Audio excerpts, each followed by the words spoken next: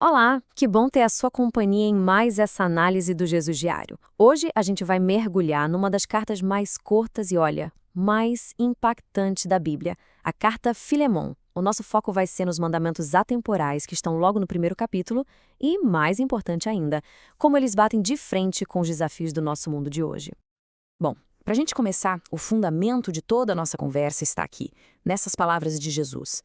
O que ele ensinou não são, sugestões, não são conselhos, são ordens para serem guardadas, para serem vividas. E é exatamente com essa lente, com essa seriedade, que a gente vai examinar a carta Filemon. Então vamos lá. O primeiro grande mandamento que salta aos olhos nessa carta é, talvez um dos mais difíceis de colocar em prática, a reconciliação. Parem para pensar na força dessas palavras. É impressionante. Paulo não está pedindo um favor, ele está instruindo Filemão a receber Onésimo, que era seu escravo fugitivo, de volta, mas não de volta à condição antiga, e sim como um irmão amado. E para completar, ele ainda diz, receba-o como se fosse a mim mesmo. Isso, gente, eleva o padrão de qualquer relacionamento a um nível que é radicalmente cristão. Mas vamos ser sinceros, né? Viver um mandamento desses hoje é um desafio gigantesco. A nossa cultura muitas vezes parece celebrar a briga, a ruptura, em vez da restauração. É a era do individualismo, onde o orgulho e a mágoa são tratados quase como um direito que a gente tem. Se a gente somar a isso, o preconceito, seja social, racial, econômico, a gente vê barreiras enormes se levantando entre as pessoas. E o que é fascinante é ver como o Evangelho não foge desses desafios. Pelo contrário, ele responde a cada um deles. Contra o orgulho e a mágoa, a resposta é o perdão, e não como uma opção, mas como um reflexo do perdão que nós mesmos já recebemos. E contra o preconceito, a resposta é uma verdade radical. Em Cristo, essas distinções que a gente cria perdem totalmente o seu poder. O Evangelho não ignora os nossos problemas, ele os encara de frente.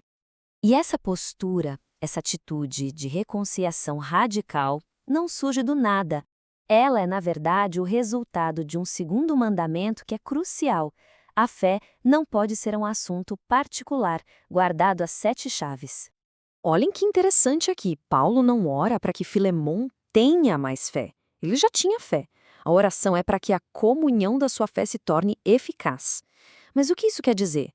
Significa que a fé que ele já tinha em Jesus e que ele já demonstrava em amor precisava gerar frutos, precisava produzir resultados práticos e visíveis na vida da comunidade.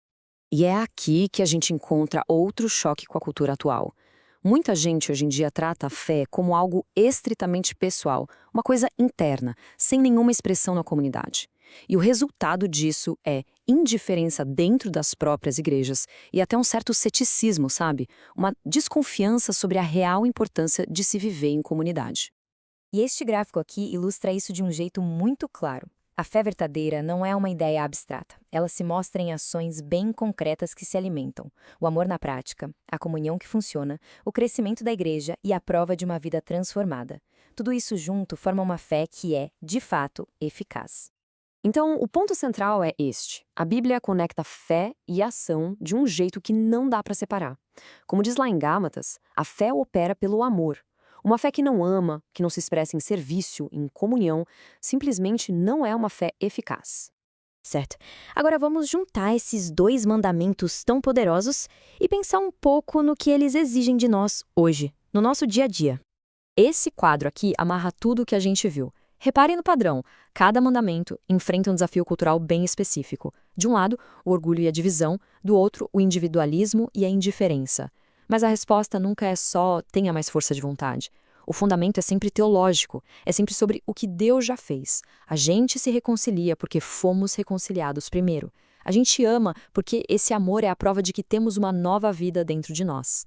E a gente termina com essa pergunta, que transforma essa análise toda num desafio bem pessoal. A história de Filemão e Onésimo não é só um relato antigo. Ela nos confronta diretamente. Ao olhar para a própria vida, para os relacionamentos, para a comunidade, qual é a barreira, qual é o muro de orgulho, de preconceito ou de indiferença que o Evangelho está chamando cada um de nós para derrubar hoje? A resposta a essa pergunta de verdade pode mudar tudo.